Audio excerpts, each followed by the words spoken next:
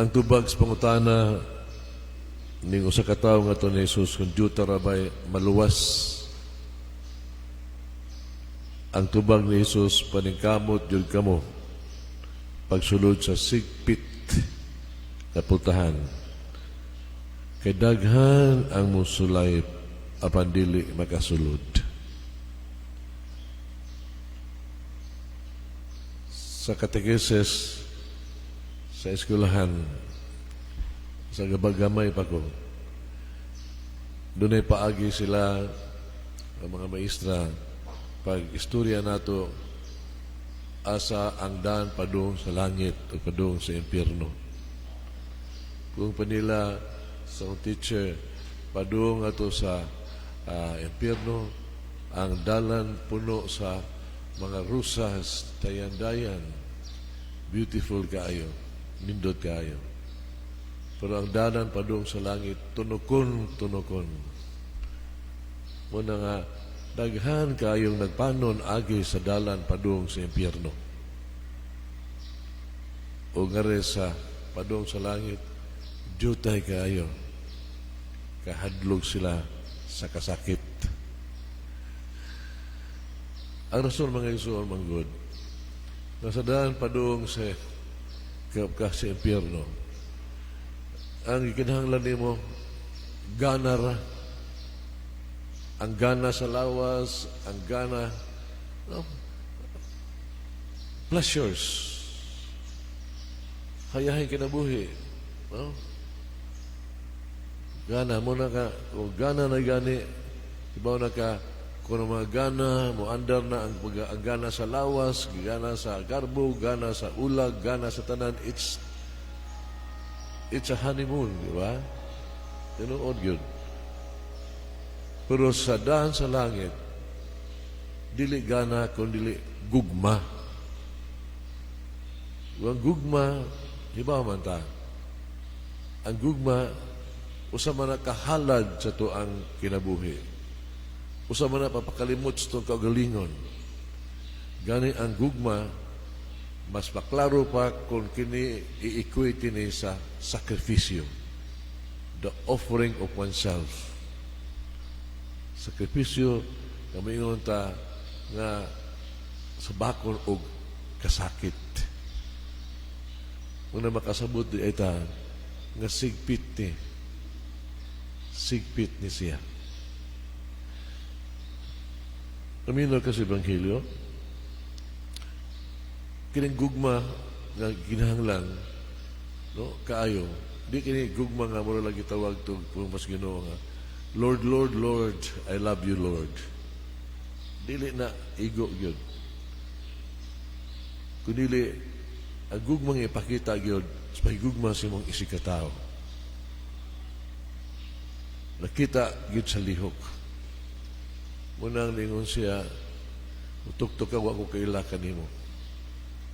Sabi ko pa ka, simba may kada adlaw, seminar may kada adlaw, gani mo sharing gani sa mga tao. Pero kung ang imong kasing-kasing, ang gugma wa maluta, wa matyagi, pag gugma sa imong isikataw, lipas timawa og kabus. Kana sa Ginoo, dili na siya tinuod na gugma, bakak na gugmaha. Pero di lang kay kana nagpasubot sa gugma nga ang imong gugma sa Dios, no? Ipakita sa buhat o kanang gugma ipakita kanimo sa pinaagi sa kanunay nimo pagtuman sa sugo sa Dios. Gitawag nato sa English og constant fiat. Kanunay nga pagtuman sa kabubuton sa Dios. So unsay mo binuhatan tumas kaubuton sa Dios. Na di pagyud, sigpit na gyud kaayo. Di lang kaya gitawag to just do the commandments of God. Kundili ang giingon niya nga ang pagtuman gyud, no, sa hingpit di lang kay pagtuman sa sugo sa Ginoo, to grow nga mulig-on ka bisan pa sa gitawag tog demand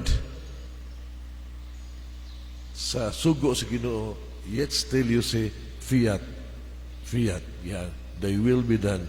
Bisan pa, kung tingadi, mingon ta, sugo sa Ginoo, pero tanang sugo Ginoo bisag lisod ug pait kaayo. Hinunong tingali mo sa sugilanon at yung batanon ni doon sa Ginoo nga lo, Ginoo sa man ako pagkalangit, usa man akong eternal life, usa angko nako. Yang Ginoo nga nagbinuutan ka, buutan. Yes, tuma ko sa kuskinikanan. Subas siya sa commandments. Okay, very good. Pero kung gusto juga nga makasunod ka na ako, maangkong tibuhan mo kinabuhi, tanang butang ni mo ibaligya, ihatag sa kabus. Sigpit na kayo na Sigpit na kayo na. Bisag kisa na ito din yung ka, nilakaw siya, di niya kaya, kung masulupon siya. He will call for us, anang butang, to challenge us. If you grow in holiness, no? Munang mga tinga, makuhaan ka. Nga kung ikaw paduol ka Ginoo niya, you grow in holiness, mas masakit ka because you'll be challenged every day. You mas dako imong challenge. Mas dako. Tanawa, kana lang yung sugo niya. Higugma ay ka mo. Tuwa mo sa ingon siya, not only that, ha? Pero kanang gugma gyud nga tinuod gyud ba? Nga whatever situation, love in all situations. Labi pa. Pag higugma sa imong kaaway, agugma la sa itong mga amiga, sa ito ang kaguban nila. Hindot kayo pag ng mga taong generous kayo nato, sus, bisa ni mas pata mo, gawas itong pahuway, ato atong pahiyong. Pero, kung gugma sa imong kaaway, gugma sa pasakit nimo, gugma sa naglibak nimo, gugma ka nasakitan ka na igo kasuwali, you cannot easily do that. You cannot forgive that. I forgive, pero nag-give ang kasing-kasing nimo. You don't easily forget that. Dili na sa labi pa kung personal na dyan kayo unang imong manahal sa kinabuhi. And many of us struggle with it. Simba taga adlaw at sumasmaya, but still naagihapon na siya. Lisod ng ingon niya sa paong ka sa pasapag sa tuo. Lisod na labayon ka, inyo labayon mugpan. May ganang istorya. Pero doon sa sigpit niyo kayong demand sa Lord. And as you grow in holiness, in holiness, makurat ka niini. Because somehow, mutubo na gani ka si mohang closeness of the Lord. So He will somehow challenge you to suffer more with Him. Siyang suffering. Nga dili, idiman sa uban. What is sa uban? Muna ang mga santos, as they grow in holiness, naas lagi dark night of the spirit. Nga muna lagi sila, what is this? Why I am suffering? Doon ko sa Ginoo, gipantos na ko pag-ayaw. Lisod yung kaay ko. Why? Saan kinabuhi ro? Labi pa kung palitan kita doon sa Ginoo. Unya ang Ginoo, somehow, we feel, minahas kay Beto, namatay, nangasakita, nangaunsa na. Those are times saying, can you say, Lord, thy will be done? Sigpit, dili sa pagtandos Ginoo, yes, Lord. Yes, in good times. Pero ang yes, pagkadugay na, gabi kayo. Tingali ang yes si Mama Mary nga tos pagkatuwa sa anghel, sa rato tingali. Pero ang yes niya nga tos ilan sa krus, must be horrible. Niya timan tao ta. Like, ebro na paso, kita niya din ang mga santos na to, tao sila, muna nga sa ilang kinabuhi, basahon ni mo, ng kinabuhi, they go into the journey of suffering and pain. Because they have to say yes to the Lord. Yes to the Lord. Muna, ningon, kung kita lang, kung pa ni Pedro, Ginoo, kung mauna, Ginoo, kisa namin maluwas. But the Lord said, why imposible sa Dios. Imposible sa tao, imposible sa tao, imposible sa tao, dili imposible sa Dios. O ang tubag, sa Ginoo, ang tubag sa first reading ato nga dungog gali. Namiyan mo first reading, no? Sa samang pagkaagi, ang atong pagkahuyang, tabangan kita sa Espiritu. Kay wala kita masayod o saon nato pag-ampo. Ang Espiritu mismo mo ay maghupay, magtabang ka nato. It's the Spirit. Ang Espiritu sa Dios. Mangisoon, ang Espiritu hibawan ta, the Lord, the Spirit is always with us. That is, we have to pray for the Holy Spirit. Gahom sa Diyos. Siya ay makatabang ka nato. Kaya, mismo si St. Pablo, no? St. Paul, yung sa, look, sa ako gani mismo nagdisol ko. Kasi kung kasing-kasing, hibaw ko kung siya sakto, pero buhaton ako ang dili maayo. I hate sin, but somehow I love sin also. Sa Agustin, I want to change, but unya na lang, Lord, unya na lang, later on. Lisod ang struggle. Mga santos man na, kita na bakaha. Pero St. Paul said, there is the Spirit of the Lord that will overcome evil. Naa ang Espiritu sa Diyos. Call on the Spirit. Be empowered by the Spirit.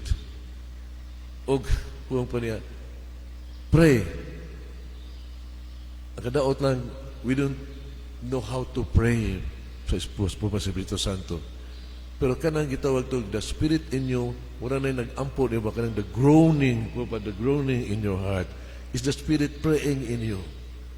Nga magawas inyong desire, naagyan itong desire na, Lord, help me. Mo ride on ang Spirit na, so the Spirit is really working in you na. Kana lagi mo na pangandoy lang ba? Kunting pagtingin lang yun. No? Sama sa kawatan ngayon, Lord, help me. Look into the direction and the Spirit will come. Mabitaw, buong pa sa Ebanghelyo, no, paningkamot yun. Strive. You have to strive. I was reflecting on the word strive. Nakita ko sa acronym meaning strive. Strive is being spelled with S-T, sunod, R, sunod, I-V-E, no? Yeah, strive, no? The S could be, call on the Spirit. Call on the Spirit yun. T, be taught by the Spirit. The teaching of the Spirit. Be taught by the Spirit. Let the Spirit tell you to do. Ug na ang Spirit ninyo. The next is R. There will be renewal. Somehow doon na renewal. Maribit ingon, come Holy Spirit, renew the face of the earth. He said there will be renewal. And then the I, somehow there will be an inspiration in you. And then the V, vivify, come alive. There will be life in you. When the Spirit is in you, mauna siya ang process. If you pray to the Spirit, every day. Kung mahitabo na, my friends, ang imong kinabuhi will be led by the Spirit na. Led by the Spirit. You strive lang yun. Strive is your effort, but you'll be led by the Spirit. Mahitabo ganina, mahitabo nang gitawag to, when you are led by the Spirit, you can be sorry for your sins. Na ang grace ni mo for contrition, makahinulsol ka.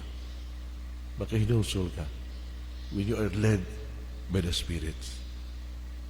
But you have to strive. Usa ka Kardinal Isuwa Santo Papa, Holy Father, I'm very sick. Please pray for me. Give me your blessings Ningon sa Papa, you have all my paternal blessings, but strive. Imna imong medisina, you have. Hinahanglan kang mo, watiman mo tambal o mainom sa imong tambal. You strive for it. The Spirit will help us. Amen.